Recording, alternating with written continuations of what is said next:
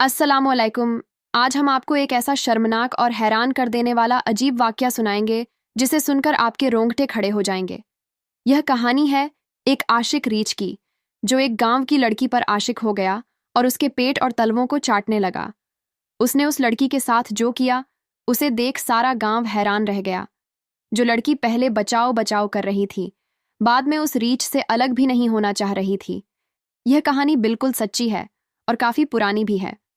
इसको जिसने सुनाया है उसकी उम्र तकरीबन 90 साल के पार कर चुकी है। एक गांव में एक साल यह घटना घटी थी। उस गांव में एक मदारी आता था।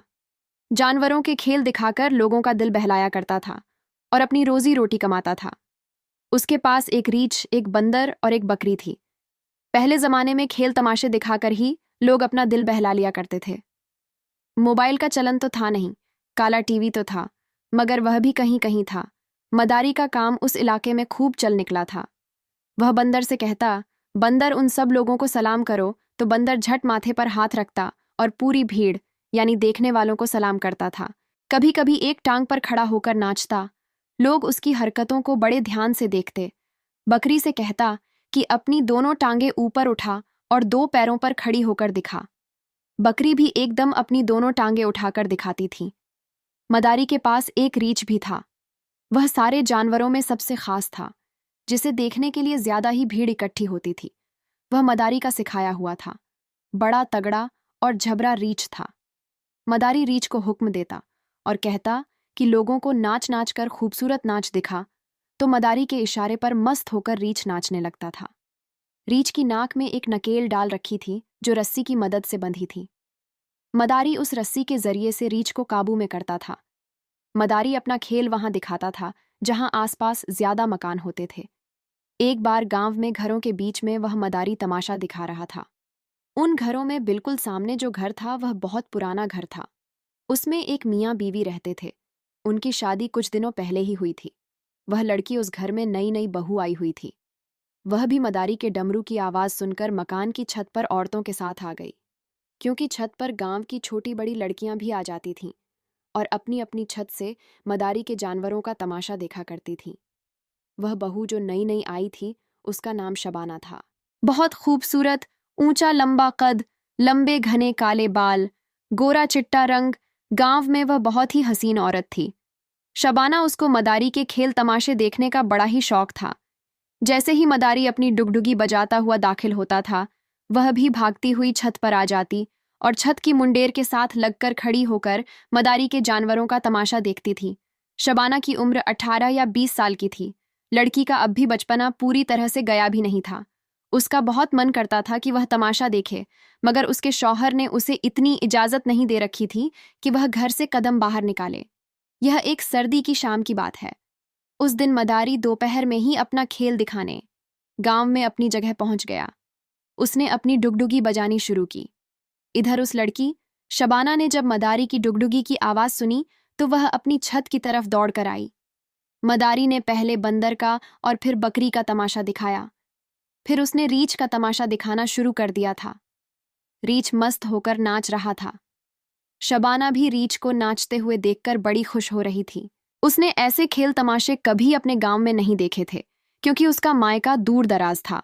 रीछ का नाचना उसे बड़ा अच्छा लगता था। उस रीछ ने नाचना शुरू किया तो लोगों ने इनाम के तौर पर पैसे फेंकने शुरू कर दिए थे। नाचते नाचते रीछ की नज़र छत पर खड़ी उस शबाना पर जा पड़ी। वह तो 18-20 साल की नई बहू थी, खूब सजी धजी खड़ी थी। रीछ ने जब उसे देखा तो नाचते नाचते रुक गया और रीछ की निगाहें शबाना पर जम गई। उसने अगले दोनों पैर उठाकर जुबान निकालना शुरू कर दी और अजीब अजीब हरकतें करने लगा।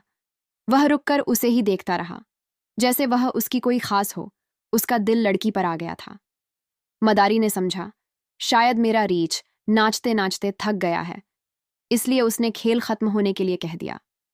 मदारी ने अपना सारा सामान इकट्ठा किया और अपने जानवरों को रस्सी से बांधकर उन्हें हाँकता हुआ वहां से चला गया।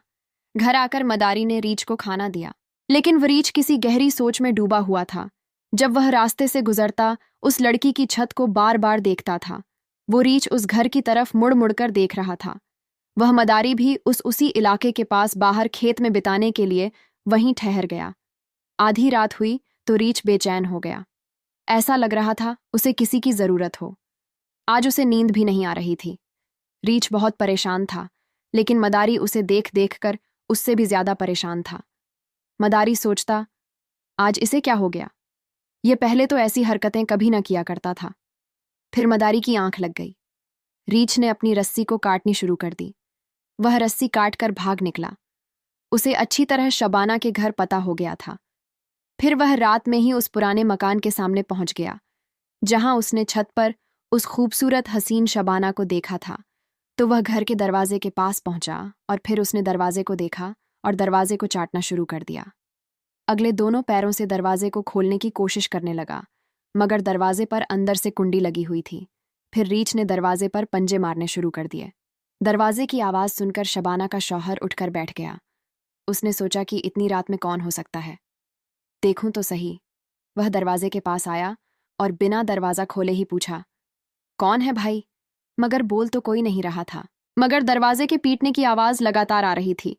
उस लड़के ने जैसे ही कुंडी खोली तो सामने रीछ को देखकर वह घबरा गया। उसके तो होश गुम हो गए थे।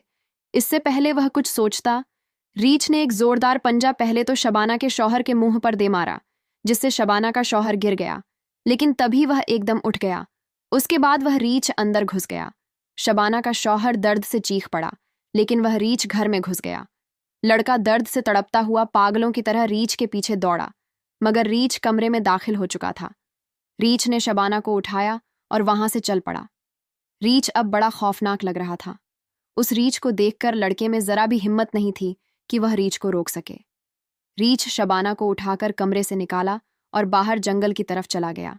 शबाना बचाओ बचाओ चिल्ला रही थी, रीछ से छूटने के लिए छटपटा रही थी। लड़का भी बाहर आकर चीखता रहा, मगर रात में गली सुनसान थी। रीछ उस लड़की को लेकर जंगल की तरफ गायब हो चुका था। फिर लड़के ने अपने कुछ पड़ोसियों के दरवाजे को खटखटाया और रोते हुए उन्हें सारी बात बताई। फिर कुछ लोगों ने लाठियां उठाईं और उन लाठियां पर कपड़ा लपेटकर तेल में भिगो लिया, क्योंकि गांव के लोग जानते थे रीछ लाठी डंडों से तो भागने वाला नहीं है, लेकिन आग से जानवर डर जाते हैं। रीछ के पीछे खेतों की तरफ दौड़े लोगों को पता था कि वह मदारी कहाँ ठहरा है। वे मदारी के पास पहुंचे तो देखा कि मदारी तो सो रहा है और उसका रीछ पास नहीं है। वह लोग लड़की के चिल्लाने की आवाज की तरफ दौड़कर चल दिए। गांव के लोगों को लड़की के चिल्लाने की आवाज लगातार आ रही थी, लेकिन जब गांव के लोग उस लड़की के पास पहुंचे तो जो मंजर उन लोगों ने देखा, देखकर सबके होश उड़ गए। उन लोगों ने देखा कि रीछ ने लड़की को एक जगह पर लिटा रखा था और उसके पांव के तलवे चाट रहा था, कभी पेट को जबान से चाट रहा था। जो लड़की पहले बचाओ बचाओ चिल्ला रही थी, लेकिन अब वह आंखें बंद करके लेटी थी। रीछ को ना हटाने की कोशिश कर रही थी और ना ही हटना चाह रही थी, बल्कि रीछ के सर पर हाथ फेर रही थी। एक आदमी ने कहा, भाई कुछ भी करो, पर ध्यान से करना, ऐसा ना हो कि यह रीछ बहू को कोई नुकसान पहुंचा दे। एक आदमी भागकर मदारी के पास गया और चुपके से मदारी को जगाया। मदारी उठा तो लोग को देखकर सोच में पड़ गया। जब उसे सब पता चला तो वह बड़ा परेशान हुआ। उसने सोचा, मैं तो रीछ का मालिक हूं, उस लड़की को आसानी से रीछ से छूटा लूंगा। मगर मदारी जब लड़की के करीब पहुंचा तो रीछ उसे भी मारने को दौड़ा। मदारी ने भागकर जान बचाई। रीछ तो जैसे उस लड़की के चक्कर में पागल हो गया था। मदारी भी बड़ा हैरान हुआ। अब कुछ लोग उसकी तरफ बढ़े। रीछ सबकी तरफ मारने को भी मुड़ा तो कुछ लोगों ने रीछ पर लाठियों से हमला बोल दिया और लड़की को वहां से छुटा लिया। मगर कमाल की बात तो यह थी, लोग अपनी जान जोखिम में डाल रहे थे, लेकिन लड़की को देखकर ऐसा लग रहा था जैसे वह छूटना ही ना चाह रही हो। लेकिन फिर भी रीछ पर काबू पाकर उसे रस्सियों से बांध दिया। गांव के लोग रीछ को जान से मारना चाहते थे, मगर मदारी हाथ जोड़कर बोला, मेरे पेट पर लात मत मारो। लोगों ने मदारी को उसी वक्त वहां से चले जाने को कहा और शबाना को धमकाकर घर ले आए। मदारी सुबह होने से पहले वहां से चला गया। अब वह दूसरे गांव में तमाशे दिखाता, खेल दिखाता, बंदर नचाता, बकरी का भी खेल दिखाता, रीछ भी नचाता, मगर मदारी को उस इलाके में अच्छे पैसे नहीं मिलते थे। उसे वहां से जाने का बड़ा दुख था। फिर मदारी ने सोचा, अब तो उस बात को बहुत दिन गुजर चुके हैं, क्यों ना मैं अब वहीं जाकर तमाशा दिखाऊं। उस घटना को तो लोग शायद भूल चुके होंगे। दूसरे आसपास के गांव में उसे इतने पैसे भी नहीं मिलते थे जितने उस इलाके में मिलते थे। मदारी से रहा नहीं गया। वह फिर बहुत दिन बाद उसी गांव में तमाशा दिखाने आ गया। कुछ लोगों ने उसे रोका भी, मगर कुछ ने तमाशा देखने की जिद की तो उस मदारी ने अपना खेल दिखाना शुरू कर दिया। लेकिन रीछ अब भी नाचता नाचता रुककर उसी मकान की तरफ देखता था, मगर उसे छत पर वह लड़की दिखाई नहीं दी, क्योंकि उसके शौहर ने उसे खास हिदायत दी थी अब वह कभी भी छत पर ना आ जाए, खासकर जब मदारी खेल दिखाने के लिए गांव में आए। अब वह रीछ नाचते नाचते एकदम से मकान की तरफ भाग पड़ा। उसने उस मकान के दरवाजे को जोर से धक्का दिया तो वह खुल गया, क्योंकि दिन ही था। कुंडी तो लगी नहीं थी अंदर। शबाना सहन में रोटी पका रही थी। उसका शौहर भी वहीं बैठा था। रीछ को देखकर दोनों मियाँ बीवी ने जल्दी से अंदर के कमरे में जाकर दरवाजा बंद कर लिया। घबराहट में कुंडी ढंग से ना लगा सके। शबाना को उसके शौहर ने कमरे में रखे एक हूँ संदूक में बंद कर दिया। तब तक रीछ ने जो जोर जोर से धक्का देकर कमरे के दरवाजे को भी खोल लिया। बाहर भी अफरा तफरी मच गई थी। रीछ इतना खतरनाक हो गया था कि किसी की हिम्मत पास आने की भी नहीं हो रही थी। वहां खेल दिखाने से मना करने वालों ने मदारी को बाहर ही दबोच लिया और खूब पिटाई की। रीछ ने शबाना के शौहर पर हमला कर दिया। उसने अपने अगले दोनों पंजों उसकी गर्दन में घुसा दिए, जहां से खून निकल पड़ा। वह तो वहीं गिर पड़ा, मगर रीछ पागल होकर उसी कमरे में इधर उधर घूमता रहा। फिर वह सूंघता हुआ संदूक पर जा बैठा। वह जोर जोर से संदूक को खोलने की कोशिश करने लगा। संदूक कभी दाएं कभी बाएं पटकता था, मगर अच्छा हुआ संदूक नहीं खुला। अंदर शबाना का सर संदूक से लगकर जख्मी हो रहा था। अंदर से उसके चिल्लाने की आवाज भी आ रही थी। थोड़ी देर बाद उसकी आवाज आनी बंद हो गई। थोड़ी देर रीछ ने संदूक के साथ उठा पटक की, मगर फिर भी कोई आवाज नहीं आ रही थी। शबाना के शौहर ने उसे मारना चाहा, लेकिन रीछ ने दोबारा उस हमला किया, मगर वह बड़ी मुश्किल से बचकर एक तरफ हट गया। फिर रीछ थोड़ा ठंडा हुआ और झटके से नीचे उतरा तो संदूक पलट गया। संदूक खुल गया, मगर अंदर शबाना बेहोश पड़ी थी। रीछ ने उसे सूंघा और उसके बदन को जुबान से चाटा तो उसे यह यकीन हो गया कि अब यह मर चुकी है। लेकिन वह रीछ अब भी खामोश होकर वहीं बैठ गया। उसने अपने अगले पंजों में अपना सर रख लिया, जैसे उसके मरने का दुख मना रहा हो। फिर कुछ लोग कुल्हाड़ी लेकर घर से बाहर खड़े थे। जब उन्हें भी आवाज आनी बंद हो गई तो वे डरते डरते घर में दाखिल हुए और उन्होंने रीछ पर एक साथ कुल्हाड़ी बरसानी शुरू कर दी। लेकिन रीछ ने उफ तक नहीं की। उन लोगों ने रीछ को मार मार कर उसका खात्मा कर दिया। मदारी इस बार भी हाथ जोड़ता रहा, पांव पड़ता रहा, मगर लोगों ने अब की बार उसकी एक न सुनी। फिर रीछ का काम तमाम हो गया। इस तरह आशिक रीछ का खात्मा हुआ। फिर गांव के सारे लोगों ने मिलकर उन मियाँ बीवी को एक बड़े हकीम के पास ले गए। कुछ दिन इलाज करने के बाद वह सेहतमंद हो गए।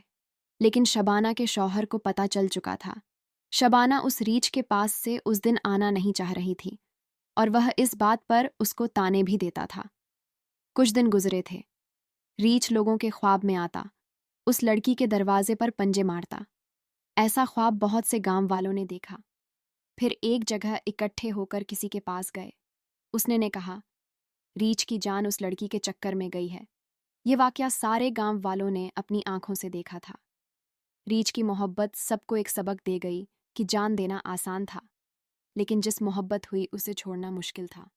तो दोस्तों, ये थी आज की वीडियो अगर पसंद आई हो तो लाइक करें, चैनल को सब्सक्राइब करें और बेल आइकन का बटन भी दबाएं। शुक्रिया।